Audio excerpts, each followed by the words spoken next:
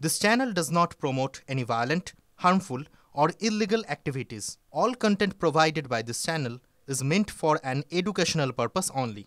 অন্যদিকে নাকা চেকিং এর দায়িত্বে থাকা কনস্টেবলের আত্মহত্যার চেষ্টা, সার্ভিস রিভলভার থেকে নিজের মাথায় গুলি।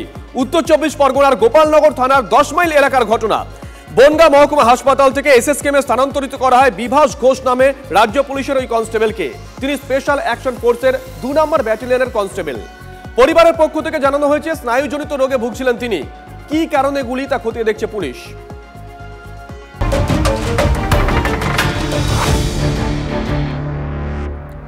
এদিকে ব্যবসায়িক বিবাদ ঘিরে দুপক্ষের তুমুল সংঘর্ষ। মুর্শিদাবাদে ভগবানগোলায় আহত 5 জন। পোল্ট্রির খাবার চুরির অভিযোগে সংঘর্ষ। দুপক্ষের বিবাদ ঘিরে রণক্ষেত্রের চেহারা নেয় গোটা এলাকা।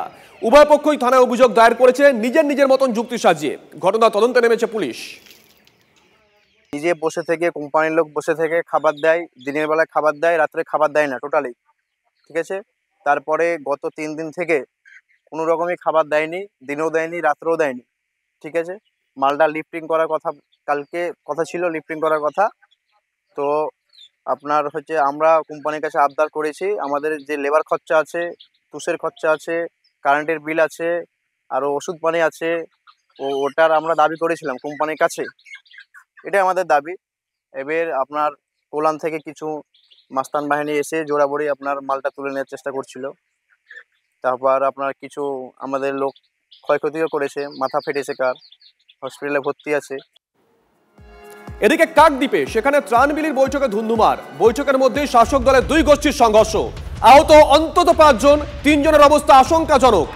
জেলা পরিষদের সদস্যর গোষ্ঠীর সঙ্গে টিএমসিপির সভাপতি গোষ্ঠীর সংঘর্ষ। হামলার অভিযোগ সুন্দরবনের টিএমসিপির সভাপতি দেবাশিস দাসের অনুগামীদের বিরুদ্ধে। আমি ওখানে ছিলাম, আমি গিয়েছিলাম, ছাড়া ছিলাম। কারা মেরেছিল? এবং ইয়াকুব শেখ বিরোধী দল, ইয়াকুব শেখ, ওইজুল লস্কর, ওসব আরও লোক এনেছিল ভূতের বল থেকে। এটা কি গোষ্ঠীদ্বন্দ্বের কারণেই কি এই ঘটনা ঘটেছিল? এটা তো ওরাই তো এসেছিল আমাদের উপরে একটা অ্যাটাক করার জন্য। আমাদের ভিতরে একটা গোষ্ঠীদ্বন্দ্ব গণ্ডগোল চলছিল, সেই তারা এসে আমাদের ওই রকম করেছিল। এবং এটা কাদের দলের লোক ছিল? বা এরা কি বলুন তো, এরা বিজেপি করতো, আইএসএফ করতো, সিপিএম করতো, এই সব ছেলেরা এসে তারা কুকুর কেটে পরিশ্রম করে এনার্জি কাজ করে তারা টাকা পায়নি। বুথের সুপারভাইজার ছিল, সে বললো আমি 80 লাখ টাকা তুলে ইয়াকুবকে দিয়েছি। এরকম তজরূপের মানে সাধারণ গরিব মানুষের তজরূপ করে আজকের এই জায়গায় গেছে। আমাদের মন্টুরাম পাখিরা সেই জায়গায় দাঁড়িয়ে কি করলো, যে না এসব দলের ক্ষতি হচ্ছে, সেই বুঝে ওদেরকে সাইড করে দিল, যে সব দলে রাখা যাবে না, সব খারাপ মানুষের দলে রাখা যাবে না। সেই সব খারাপ মানুষ ঘুরে এসে এখন আক্রমণ করছে। কি বলছে স্থানীয় তৃণমূল কংগ্রেস নেতৃত্ব, স্থানীয় বিজেপি নেতৃত্ব, শুনুন। স্পটে পুলিশও ছিল। আমরা যখন ঘটনাস্থলে এরকম খবর বুঝতে পারলাম যে হঠাৎ পুলিশও এসছেন, আমরা ভেবেছিলাম পুলিশ এসছে যখন তাহলে কোনো গণ্ডগোল হয়তো হবে না, কিন্তু পুলিশের সামনে থেকে ওখানে তারা এইভাবে সাধারণ মানুষদের মেরে গেল এবং তারা অনেকেই হসপিটালাইজড হয়েছে।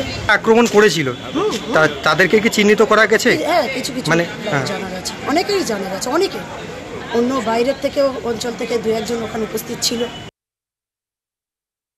কাকদ্বীপের ছাত্র পরিষদের নেতা তৃণমূলের দেবাশিস দাস এবং কাকদ্বীপের আরেক জেলা পরিষদের সদস্য রীনা দাস, দুজনের ভাগবাটোয়ারের সমস্যা।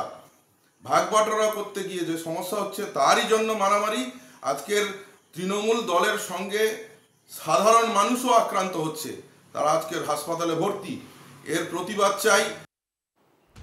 আমরা কথা বলেছিলাম স্থানীয় তৃণমূল কংগ্রেস বিধায়ক মন্টুরাম পাখিরার সঙ্গে। তিনি কি বলেছেন শোনাবো, ব্যাক টু ব্যাক শোনাবো। বিজেপি নেতা সজল ঘোষ তিনি কি বলছেন। যারা এই ঘটনা ঘটিয়েছে তারা কেউই আমার দলের কেউ নয়। বিগত লোকসভা নির্বাচনে তারা প্রত্যেকেই আইএসএফ বিজেপি প্রত্যক্ষভাবে করেছে, তারাই এই ঘটনা ঘটিয়েছে। এতে আমার তৃণমূল কংগ্রেসের কোনো যোগসাজশ নেই। ত্রাণ বিলি হবে সেইখানে এমন মারামারি করছে, তার মিটিং এ, তার বৈঠকে এমন মারামারি করছে যে তাতে 5 জন লোক হসপিটালে। এবার এই 5 জন লোকের জন্য আবার ত্রাণ চাইতে যেতে হবে মানুষের কাছে। এই আপদগুলো যতক্ষণ না পশ্চিমবঙ্গ থেকে বিদায় হচ্ছে ততক্ষণ পশ্চিমবঙ্গে একদম এই মানে তুগলকি অবস্থাটা কোনো পরিবর্তন হবে না।